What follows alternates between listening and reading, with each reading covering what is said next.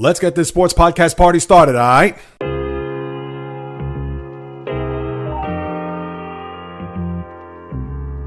The JAYREELZ podcast. What is happening, my good people? Greetings. How are you? How's it going? How's everybody doing out there? What is the latest and greatest? Hope everybody's doing well, feeling fantastic and excellent spirits. Sadly, for whatever the reason, the first 16, 18 minutes of the podcast got cut off. I was talking about the Masters. You'll get the back end of what I discussed in reference to Scottie Scheffler, who won his second green jacket in the last 3 years. For whatever the reason, I didn't see the red flashing on the camera, and therefore I did not get my full analysis of Scottie Scheffler. Not only that, it's important for me as a fan, I'll say this real quick, for me to continue this brilliant stretch that he's had to start off his golf year. He had the same deal in 2022 where he got off to that tremendous start, won a Masters, and although it was in the mix but never won another major tournament after that, to me, okay, first time around, we can let that go. But this time, I think he's going to need to get another major here. Maybe not next month at the PGA, but I would think at some point, whether it's a US Open or the Open Championship out overseas, whether I don't know if it's in London or in England, Scotland, etc.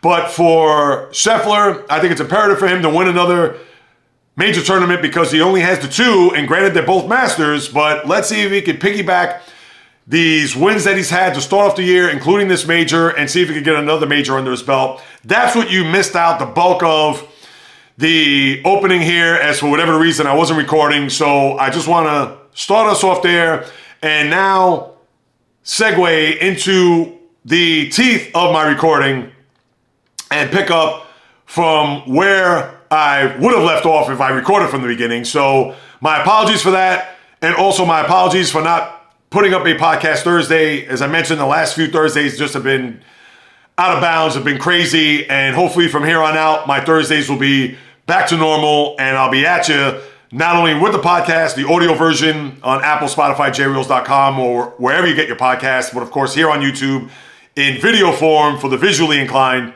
here from this coming Thursday and beyond. So right now, let me shut up.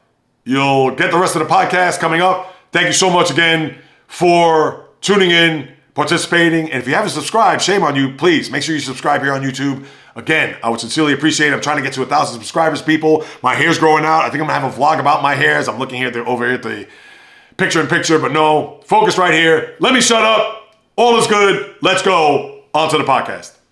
But for this scenario where he went into Augusta, said he felt good.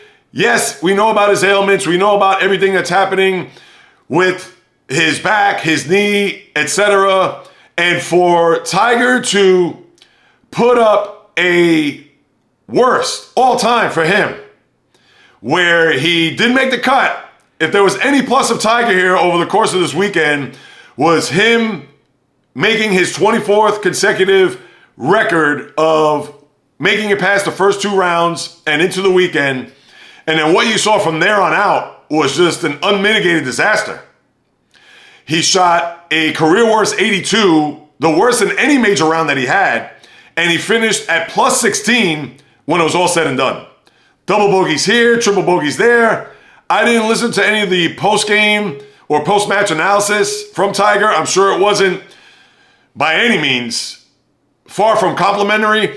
And I'm sure he's probably scratching his head going back to his home in, I guess, outside of Orlando or Jupiter or wherever it may be, where he has to really question not his competitiveness or his fire for wanting to play in these major tournaments, but for whatever the reason, it has gone left, it has gone right, it has gone south for Tiger Woods here. And I don't know if he's going to have that magic come back to where he may have a Phil Mickelson 2 years ago at the PGA, where out of nowhere, winning a tournament to where he's going to beat the likes of Scottie Scheffler, Cameron Smith, Brooks Koepka, Max Holloway. You go on down the line.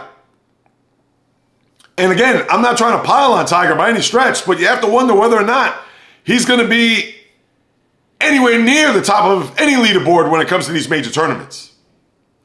And again, has his body betrayed him so much that he's just unable to withstand 4 days of walking around a golf course, and we know how the Masters is, very tricky to begin with. It's not going to be flat. It's not going to be a day at the beach or a day at the golf course when it comes to him trying to get through 18 holes.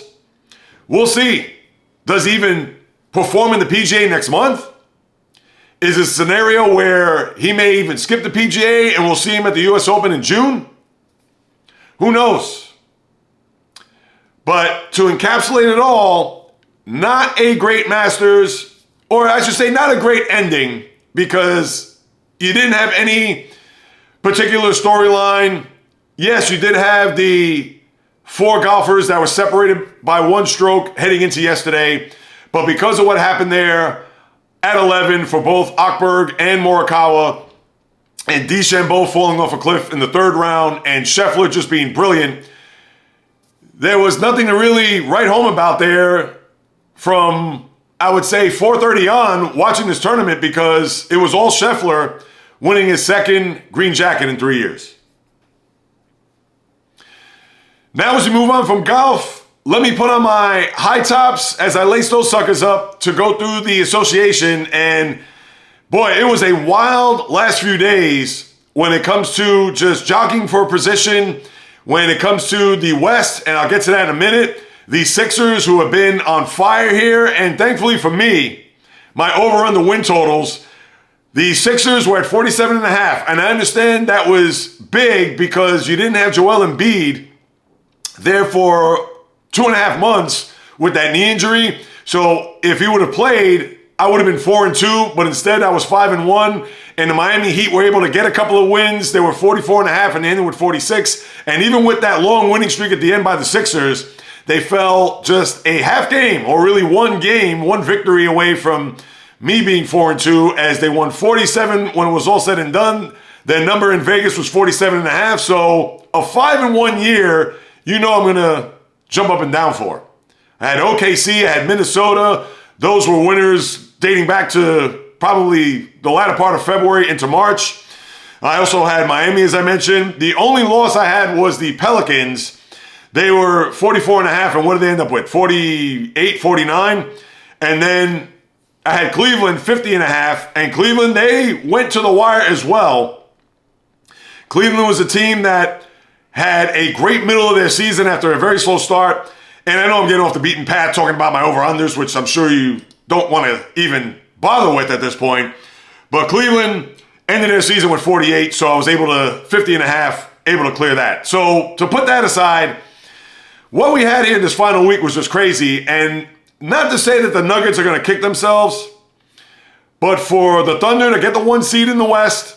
But Denver did lose a bad game to the Spurs there on Friday night, which, if you want to look at them losing in a conference final, if they do match up against the Oklahoma City Thunder and lose a Game 7, then we can look at that game against the Spurs, losing that Friday night in the latter part of the season, to where they may have lost themselves a shot to defend their NBA title. I don't think that's going to be the case. Denver's a team that knows how to win. They have players, we don't even have to get into it, that knows what it takes, having that metal, the DNA as I like to call it. So if they happen to lose a Game 7 at Oklahoma City in the latter part of May, maybe even early June, then maybe we can look at that loss. But as of right now, it is insignificant. It's a new season. I'm going to preview the whole playoff, and I would say a majority of it, because we're not going to have the 8 seeds clinched until Thursday and Friday night. So that's something that we're going to have to keep in mind as we get to Thursday's podcast. But when you have that craziness out west, and then even in the East with the Bucks, and I get it, no Giannis Antetokounmpo, who thankfully for him did not suffer an Achilles injury, which would have knocked the Bucks completely off of the map when it comes to the postseason. He does have that calf injury, which he did not play throughout the rest of the regular season. Who knows what his status is going to be for the weekend upcoming. I'm sure it's going to be day to day. And for the Bucks, for them to really just go belly up, and understand it's a little bit strong, but the Bucks, who were coming into the season with Giannis and Damian Lillard looking at a big regular season under a first-time coach in Adrian Griffin. And we saw what happened there where Griffin got jettisoned right around the All-Star break or even right before. Doc Rivers comes in. Not to say that that was an improvement. And no Giannis, I get it that maybe the front office, if the Bucks do not go far in this postseason similar to last year, you're going to have a scenario where they may have to contemplate bringing Doc Rivers back for a whole year to see what that's going to be like. If that was my team, that wouldn't be the case. But we'll have to wait and see how they're going to perform here with or without Giannis, especially in this first round, because as a 3 seed, they're only guaranteed to have home court in their opening round, which will be against the Indiana Pacers as the 3-6 matchup. We also know that the Cavaliers and Magic are also guaranteed to face off against one another this coming weekend as a 4-5. Out west, you're going to have Minnesota play Phoenix in the first round, a very interesting first round at that. And then you're going to have Dallas and the Clippers, another first round matchup for those two teams, as those are the guaranteed playoff matchups that we have going into the weekend. And it's interesting because you do have matchups that concluded the year where the T-Wolves and Suns will face off, and they just played yesterday to where they lost to the Suns at home. And for the Lakers and the Pelicans, who played just yesterday, and they're going to play in the play-in tournament to kick us off here tomorrow night for the next couple of nights. And it's weird because the way the schedule broke down, before I get to the storylines, the NBA, which usually has your East and West, you'll have your East game first and then your West game as the nightcap. You're not going to have that here starting tomorrow night. The opener is Lakers at New Orleans at 7:30, and then the 10 o'clock matchup is Golden State at Sacramento. So come Wednesday night, you're going to have the two East matchups where I get it. They want to bury Atlanta at Chicago, 9:30 Wednesday night, and then your opening game is Miami at Philadelphia for the 7 seed there at 7 p.m. in the opener. So it's kind of weird to not have the one East game, let's say at 7 or 7:30, and then have the West game as the nightcap. You're going to have both West matchups tomorrow night, followed by the East on Wednesday. So I found that a little bit peculiar, but I'm not the schedule makers. Personally, I don't like it, but hey, that's what they're going to do. No problem there. Now, as far as the storylines for the playing scenario only, obviously the West, much better than the East. I get it, Miami, Philadelphia, pretty sexy. A team that went to the finals, as we know, in the Heat last year in the same scenario. And the Sixers, who are hot as a pistol, playing well, and Embiid back. Could they be a dark horse team in the East? Talk more about that on Thursday's podcast. But a very good matchup there. Chicago and Atlanta, that's a dud. Who knows who's going to win that? You would think maybe Chicago because they have the home court. Who knows? You may have another scenario where you could have Chicago-Miami as we saw last year and as I talked about here over the last couple of weeks on the podcast. So you could have a rematch there considering how hot the Sixers have been. And they could actually clinch their 7 seed with the win there on Wednesday, where the fallback game will be Chicago at Miami if it does turn out to be that way. But the West, by far, much more intriguing. You have LeBron going up against the young upstarts and Zion Williamson and the Pelicans. And it's interesting because you already have some prognosticators saying that maybe the Lakers should lose this game, only because if they win this game, they will play the Nuggets in the first round, which will be a rematch of the Western Conference Final last year, which is silly to even think.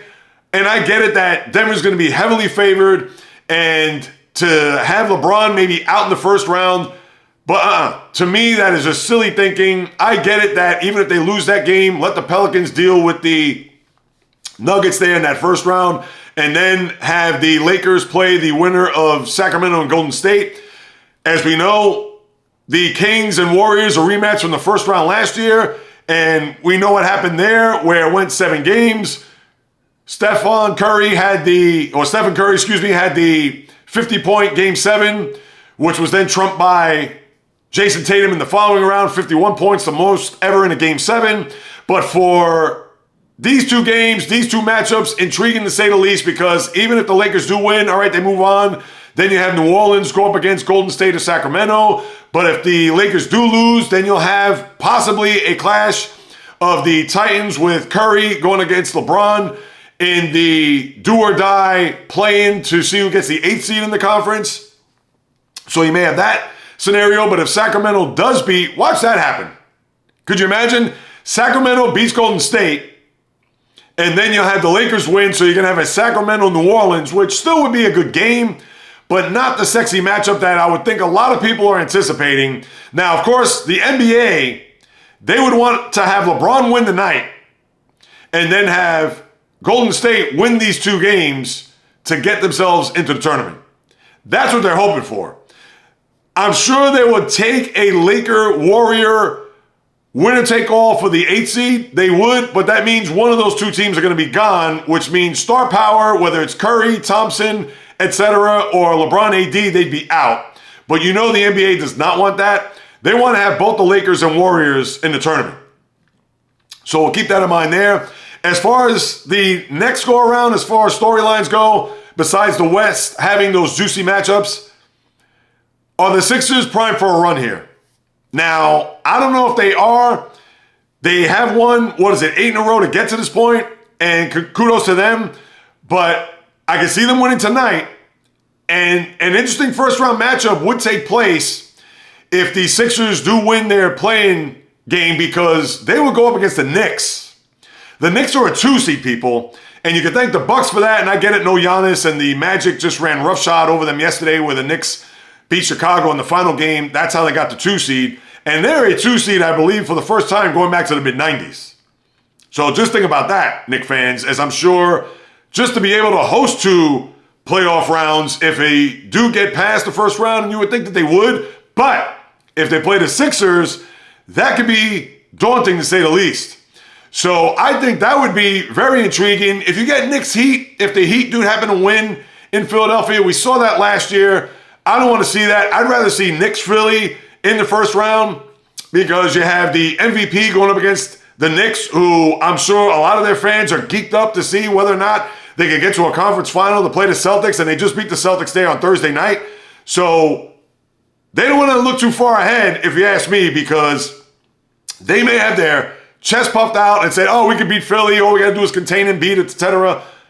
I'm sure the Sixers, they could be that team that has not made it to a conference finals we talked about, especially under this regime, with Embiid in particular. And for the Sixers to win this game, can they win this game and go on a run? Let's see what happens after Wednesday night, and then we'll take it from there. I don't think the Sixers are going to get to a conference final. I'll say that right now, if you want to keep that receipt. But it is going to be interesting to see whether or not they do win this game, because I think a Knicks-Sixer matchup is a lot more intriguing than Knicks Heat. And people could say, oh, well, it'll bring us back to the 90s with the Alonzo Mourning, Tim Hardaway going up against Patrick Ewing, Larry Johnson, the brawl at the end of Game 4 where Jeff Van Gundy was hanging on to Alonzo Mourning's leg. Yeah, we could talk about that, but remember, we saw that last year and the Heat won in 5. So I don't want to see that, or maybe it was 6. I don't even know, but the Heat did win that series, case in point. And then the other storyline that I have as far as this opening round of the play-in scenario, can the Heat turn it back up? Now, to do it 2 years in a row, I think is going to be very difficult. And we know about Heat culture and the way their mental and testicular fortitude, as I like to say, how they've been built, how they are built. And who knows? They'll probably lose in Philly, but then eke out a game against Chicago and then think that they could go back to a final similar to what they did last year. But I don't see that.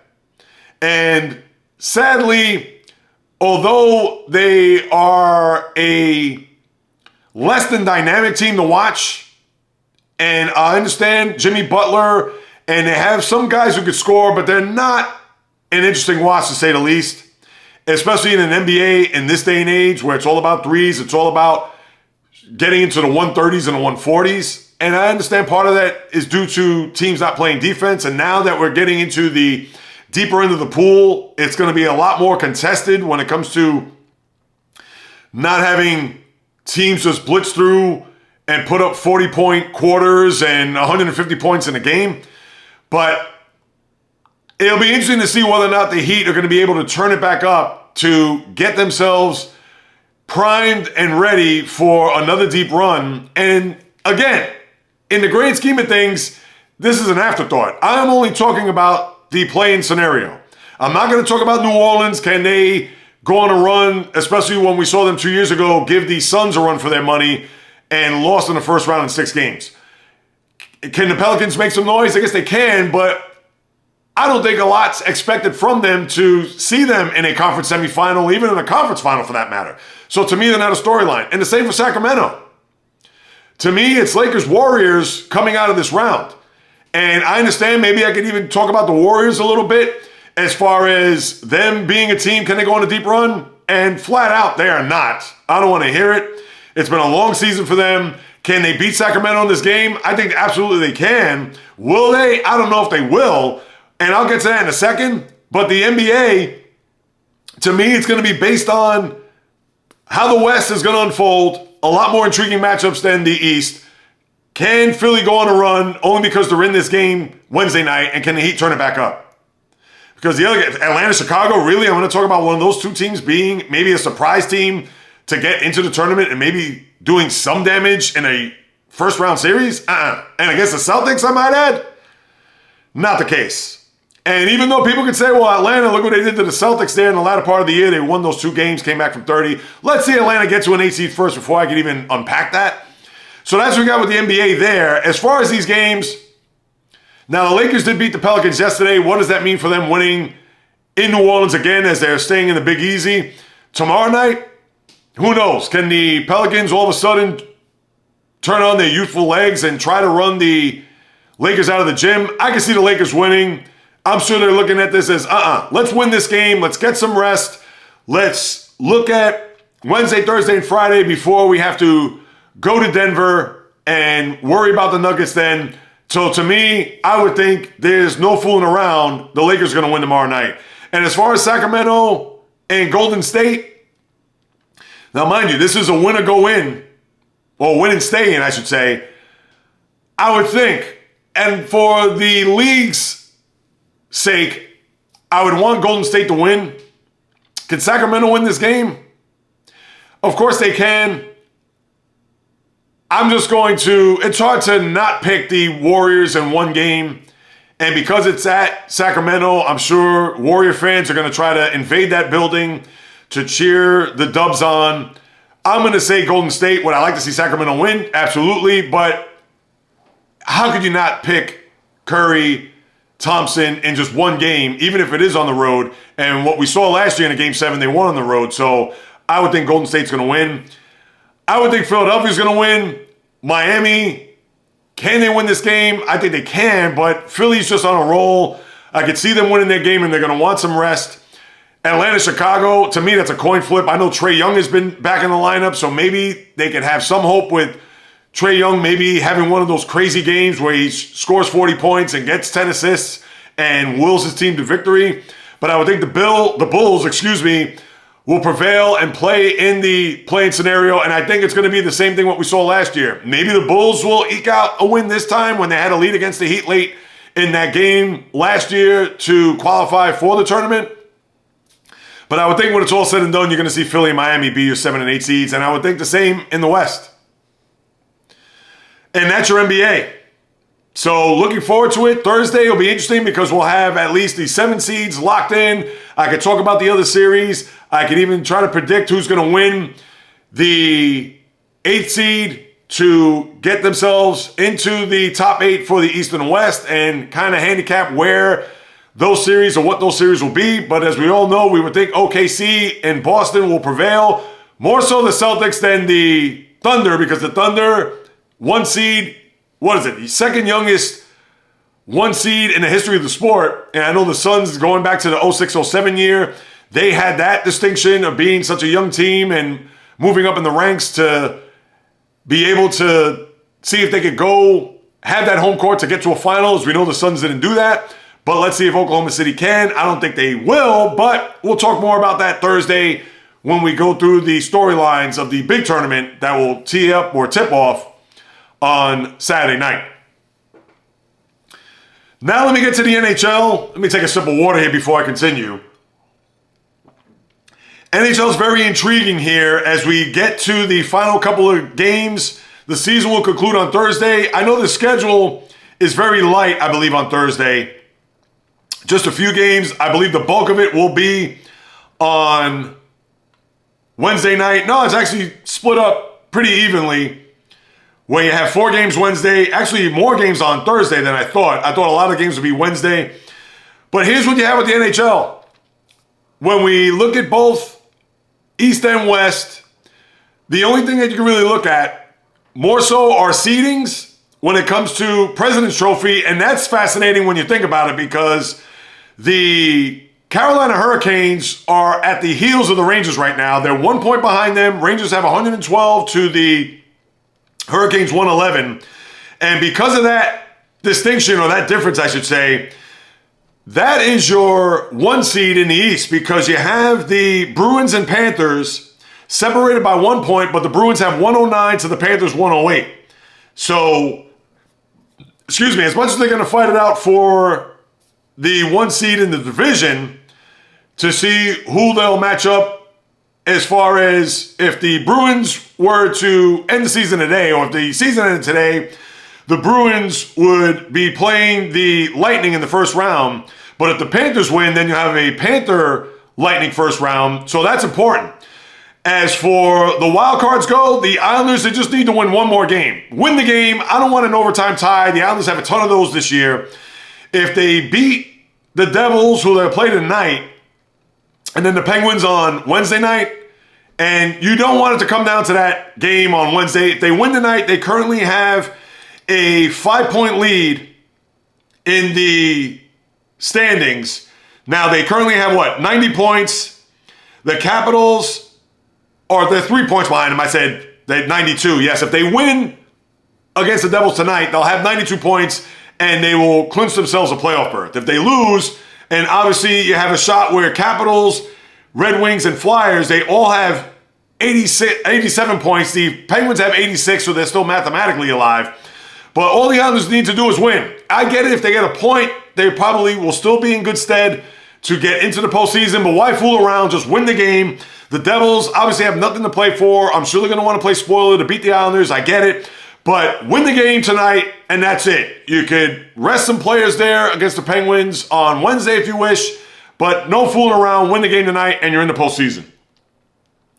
So that second wild card spot is going to be interesting, because you have the 4 teams, Capitals, Red Wings, Flyers, Penguins, separated by 1 point. And obviously the Capitals have the tiebreaker. That is your only intrigue in the sport, because when you look out in the West, everything is pretty much set. I get it, we could split hairs if Colorado wins their game and have to have the Jets lose 2 games.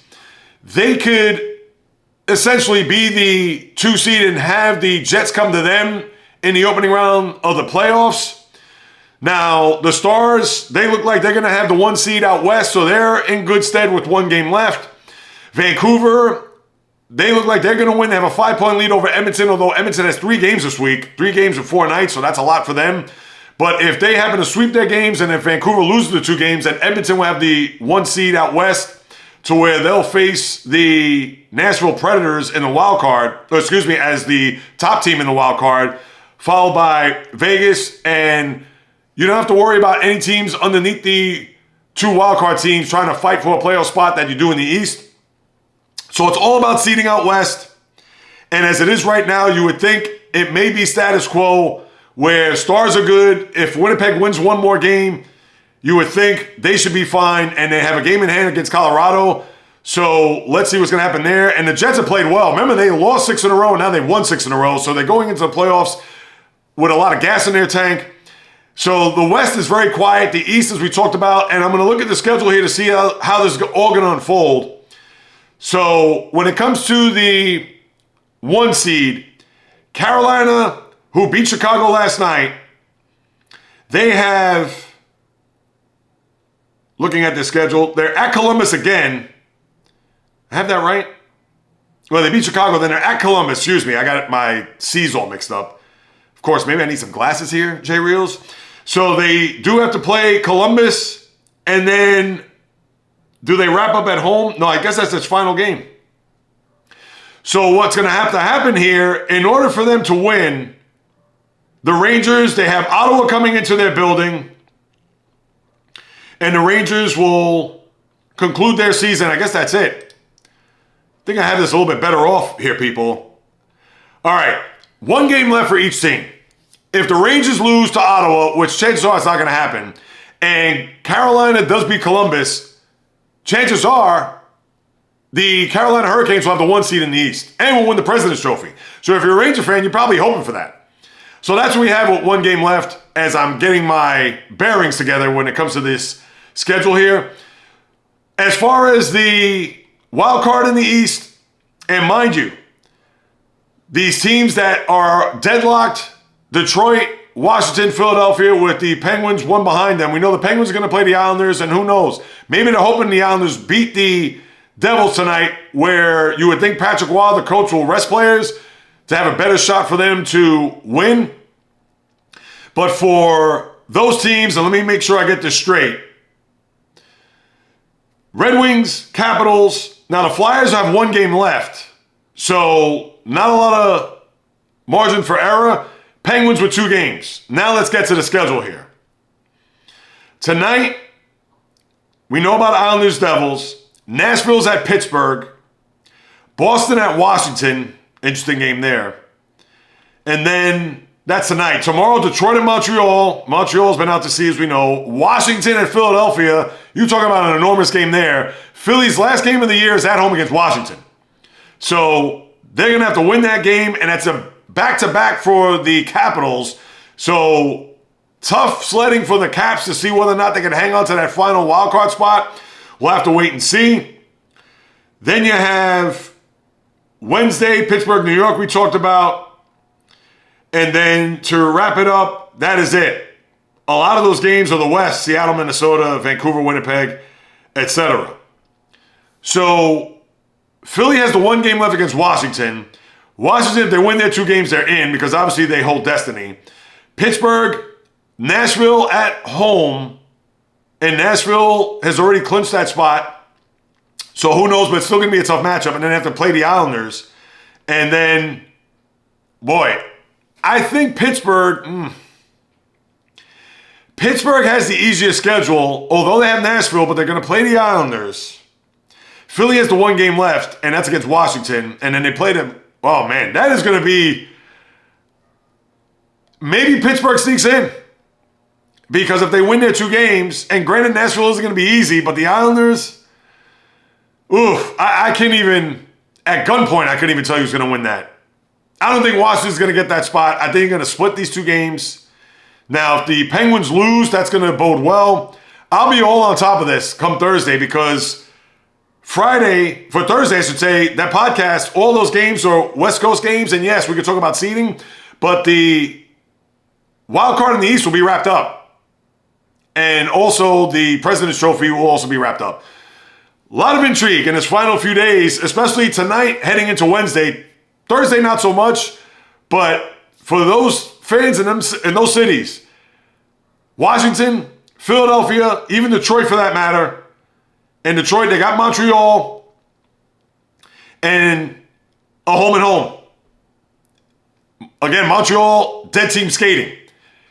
So let's see what they do, and maybe Detroit is the team that gets into the postseason based on them playing the weaker schedule. How could I forget about them? So maybe Detroit sneaks in, which would be good for the NHL because they would love to have an original 6 team in to go along with Toronto. Obviously, the Rangers, Boston, no Chicago, but fascinating to say the least how this is going to shake down here over the course of the final couple of days.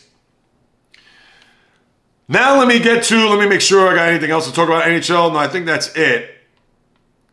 Let me get to baseball, and I got a couple other things before I bid adieu. Oh, one other thing with the NHL, and I'll be brief on this. You may have a scenario where the Arizona Coyotes, and I don't care what Gary Bettman and company, how they spin it, how they feel that they're convinced that there should be a team in Arizona, that the Coyotes should go nowhere. And mind you, this is a team, if you recall, they were the former Winnipeg Jets who left Winnipeg, I believe, after the 94-95, somewhere around 94-95, 95-96. They went to Phoenix and they played in the arena where the Suns played. And obviously that was a disaster because that arena was not built for hockey, as we know. And then they moved to Glendale. And they played in Glendale for whatever it was, a decade and a half, before Glendale said, we want you out. We didn't even want you to play in this arena. That's the arena where outside of the football stadium is. And they said, we didn't even want you here. Kick them out to where they're at the Mullet Arena at the University of Arizona and for Arizona State. And for them to play in a 4,600 seat arena to now there could be potential, or I should say the possibility of them being relocated to Salt Lake City in Utah, where Ryan Miller, the owner of the Utah Jazz, is trying to bring them into the mix with open arms to see maybe or not they can relocate to Salt Lake as early as next year. And you know what? I think it's the best thing for them.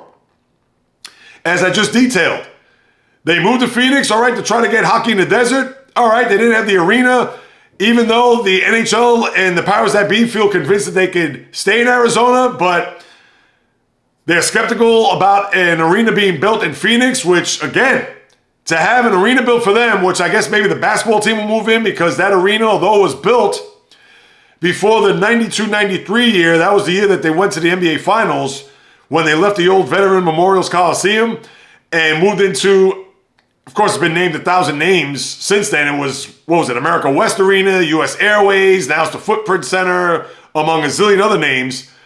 I would think they probably wanted to be a dual building for both teams to play in there. But just move to Salt Lake. Forget about Phoenix. It's just a disaster. And you also have a scenario where I talked about weeks ago where Atlanta is now looking to have a new franchise, an expansion franchise there. And we saw what happened to them over the last 40, 50 years. So if they move to Salt Lake, good for them because they've just been a disaster in Arizona. And let's just move on from there. Now let's get into the batter's box, lace up my cleats. Baseball, Jackie Robinson Day. April 15th, as we all know, 1947, first time he stepped foot on a baseball diamond, the first African-American player in Major League Baseball. This is a day that we celebrate, commemorate, etc. Now, what is it? 77 years since he stepped foot in the batter's box, I believe. I don't know if it was in Brooklyn or somewhere else. But for everybody across baseball, they're going to wear the iconic number 42. Of course, retired back in 1997 when it was the 50th anniversary of him playing in the major leagues. And this is a day that everybody should celebrate, and will be celebrated throughout baseball. So you're going to see every team wear the number 42, or if they're off today, they'll wear it tomorrow. So that's why this is a day that we will celebrate from here on out. Of course, the number is retired throughout the sport. You don't see any players wearing number 42 in honor of the great Jackie Robinson. In fact, the last player to wear number 42 was a one Mariano Rivera. And if you want to talk about the perfect baseball player, the perfect even person, individual, to wear that number, the last baseball player to wear that number, and that was what, 2013 was his last year in baseball. There isn't any other player, and I'm sure he is honored wherever Mariano may be today, and I'm sure maybe he'll be interviewed or somewhere along the way. If Mariano does have a microphone in front of him, I'm sure he's going to have nothing but just gracious and kind words to say. As we all know, he is class personified. So with Jackie Robinson Day today and with the sport overall, interesting to say the least that the 2.5 weeks in, teams who have played well, I know the Yankees, 12-4, they have not lost a series, and give it up to them. They've been fine, they've been good, and even though they lost in extras yesterday to the Guardians, but 12-4, I'm sure that's a start that the Yankee fan was hoping and wishing for. So they got that. The Pirates have played well. We've talked about how they've gotten off to a good start. Even the Guardians, for that matter, 10-5. Kansas City, who went into Citi Field on Friday with a 7-game winning streak, lost 2 out of 3 at Citi Field. The Mets, after starting 0-5. They've won 7 of 10, so kudos to them, including 2 and 3 in Atlanta, although they had a rain out there in the middle of that. But for the rest of baseball, Pirates, like I mentioned, 11-5, and they split a 4-game series in Philadelphia. Brewers continue to play well and surprised me. I thought that they were going to be a team that was going to, without big-time starting pitching and a lineup that was suspect, they've gotten to a very good start themselves. 10-4, the top of the AL Central. Dodgers, although you had some fireworks there over the weekend against the Padres, they did lose 2 out of 3. Saturday night, where you had a player throw behind or throw at Jurickson Profar, and you had that 3-run double there yesterday on Sunday Night Baseball to win 2 out of 3. As the Padres try to look for some relevancy after their circus over the last few years. And they're currently, at 500, I believe. But baseball, we can get into a lot of the ins and outs. I know Jackson Holliday got his first hit there in Baltimore, the highly prized prospect of the Orioles. They're currently 9-6. Good start, about what you expect, but you would think with what they did last year, it would be a little bit better. That we'll see. Only 15 games in. I'm sure they'll continue to get better as we move it along here. Your schedule here in the early part of the week, we could get into that. We have any interesting matchups here to discuss. Angels, who have played pretty well here for them. I'm not trying to say that they've gotten off to the torrid start or have been world beaters, to say the least. But for the Angels at 7-8. I thought they were 7-6. But they are a half game behind the Texas Rangers, who have not played well here as of late. They are at 500 in a very mediocre West. And that also includes an Astro team that were 4-11 and had won the back 2 games of their recent series against the Rangers. And remember, they played 4 games against the Rangers last week to where they split at Texas. And then now they won 2 out of 3, the back 2 there. So for the Astros trying to find their way post Dusty Baker, they're at 6-11, flailing there in the AL West. But with the schedule this week, I know the Rays, we talked about them against the Angels, and the Rays have played pretty well. They actually turned it around here as of late. Now 9-7, just a half game behind the Orioles in the AL East. But the early part of the schedule this week, not really much there if you look at it. Pirates are playing the Mets, if you want to look at that. Yankees go to Toronto, where they've been very disappointing, to say the least. Slow start for the Blue Jays right out of the gate. Atlanta at Houston. All right, sexy because of the 2 teams. World Series rematch dating back to 2021. But that's not one that a lot of people are going to run to their television sets to watch. And yeah, very slim pickings when it comes to baseball here from the early part of this week as we get to the middle of the week. That's pretty much what I have with baseball. We understand that's a marathon. We're going to tune into that day in and day out throughout the course of the next 5.5 months or so. So that's what I got cooking there with the baseball. I want to get to the UFC, and I get it. You had some interesting matches on the undercard. But the last one there with Max Holloway against Justin Gaethje for the, I think he was fighting for a lightweight fight there. And even though when you look at Holloway, who was fighting as a lightweight, but he's a featherweight, and Gaethje, we all know he's a warrior. That guy's been around for quite some time. UFC 300, which I knew was epic. But for that to end in as dramatic fashion as possible, where that was just a brutal fight, whether it was Holloway with that kick in the second round, knocking Gaethje there, where he got his nose all busted up. And then in the 4th round, although the UFC statisticians did not call that a knockdown, but Holloway still not counted as a knockdown, which would have been the first one of his fighting career, but did hit the canvas, but for whatever it was worth, did not count as a knockdown. And then in the final few seconds, literally 10 seconds left in the bout, where the crowd was just amped up, Holloway was pointing at Gaethje to say, come on, let's go right here, right now. And next thing you know, with literally seconds on the clock, final round, right cross, knocked out Gaethje to the canvas, cold, KO. You couldn't have ended any type of UFC fight in that fashion. And maybe it would have been even more dramatic if it was a heavyweight fight. But that was as good as it gets. And listen, I understand that I float in and out and parachute into these UFC bouts. I've warmed up to it. I've kept myself on the radar. And I understand I've skipped a few along the way. It's not as if I'm tuned into every UFC bout. But this one, knowing that it was the 300th version of this, and Gaethje, if you followed him, and a couple of years ago I had a guy on, Frank Tirado, who is an MMA UFC expert. So I had him, and you could go back in the archives and check that.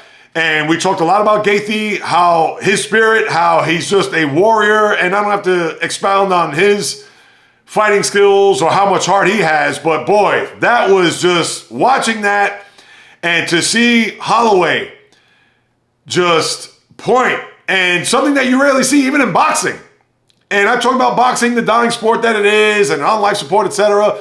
But they knew it was down to those final seconds. And whatever energy, whatever spunk, whatever it is that was mustered up in those final 10 seconds, he told Gaethje, let's go right here. He pointed to that spot. Let's just duke it out. And you saw that to the point where Gaethje was knocked out. Holloway wins. Who knows what this means for Holloway moving forward?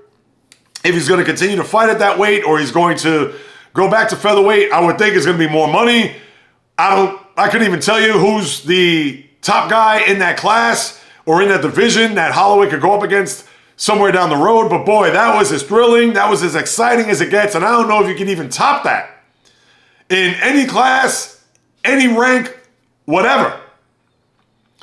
So that was something that I was chomping at the bit to discuss. I talked about it on my YouTube channel there yesterday. But boy, Holloway just showed just the ultimate warrior mentality, spirit, attitude. Gaethje too. And Gaethje, he gave it all he got there in those final 10 seconds. But boy, I mean, what can you say? Hats off and fists up for Holloway and how he performed there, especially in those final seconds and throughout the whole match, I might add. But boy, that was one that if UFC could be like that, and we understand it cannot. And for me, still warming up to it, that is a brutal sport. That is just as barbaric and as, I mean, I don't have to tell you.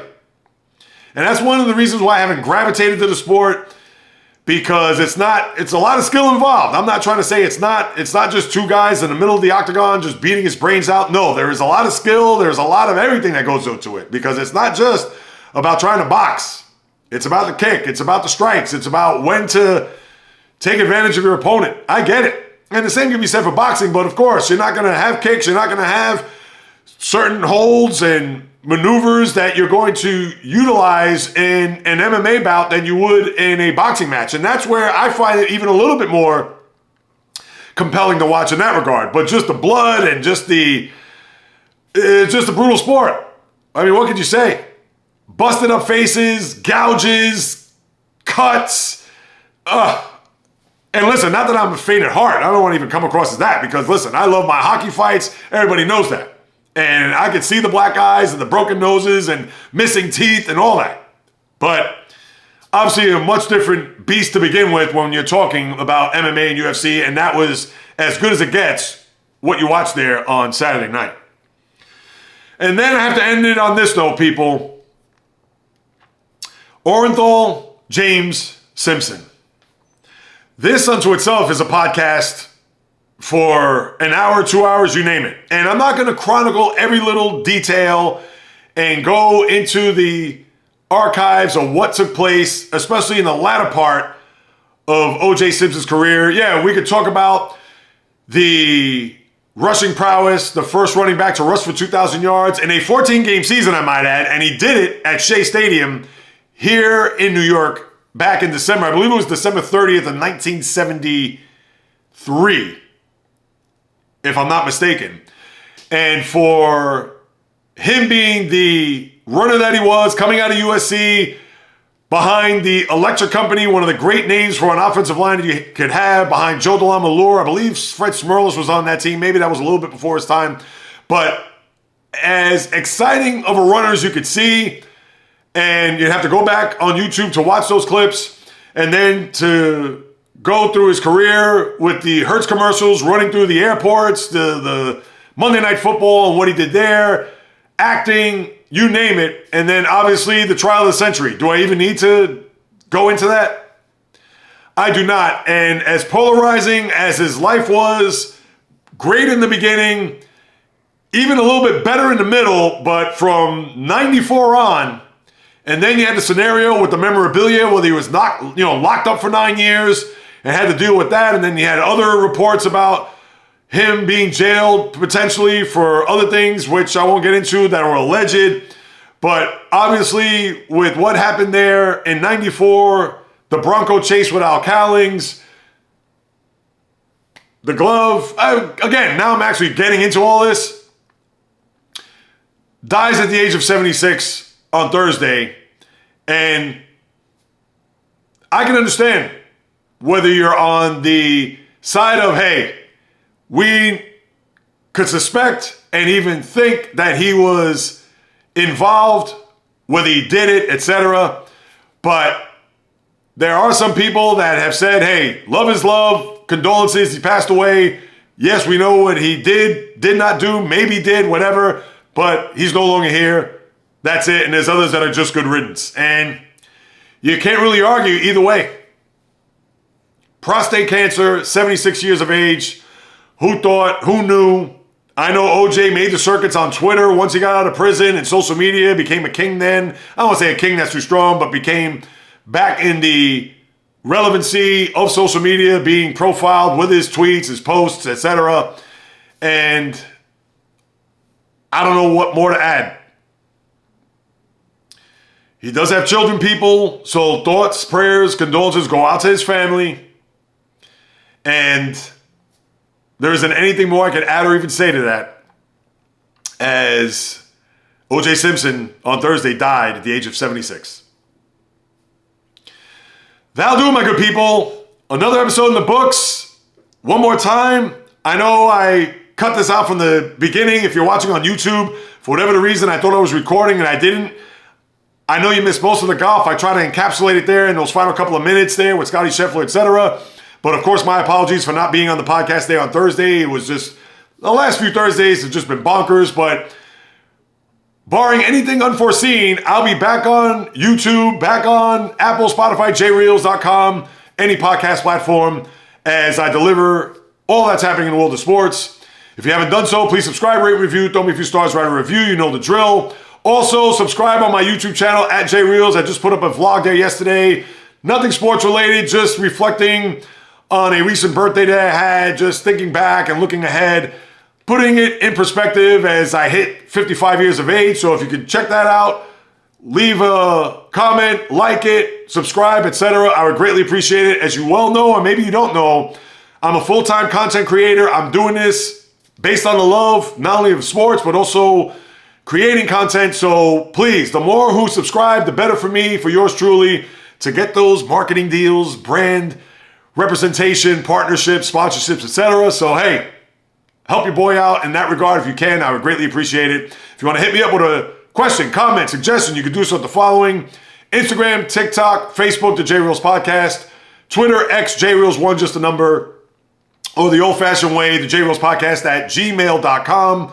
I'll be more than happy to follow up you guys and gals, because whether you do or do not know, this is what I love to do, people. As I mentioned, full-time content creator, all day, every day, 24/7, 365. And yes, I know a few hiccups here on these past Thursdays, but hopefully that's behind me, as I'm not only present today, but looking straight ahead, continuing to deliver the fire, passion, energy, fury with my thoughts, opinions, critiques, praise, analysis, feelings on anything and everything that happens on the world of the diamond, ice, gridiron, hardwood, golf course, racetrack, tennis court, boxing ring, octagon, you name it.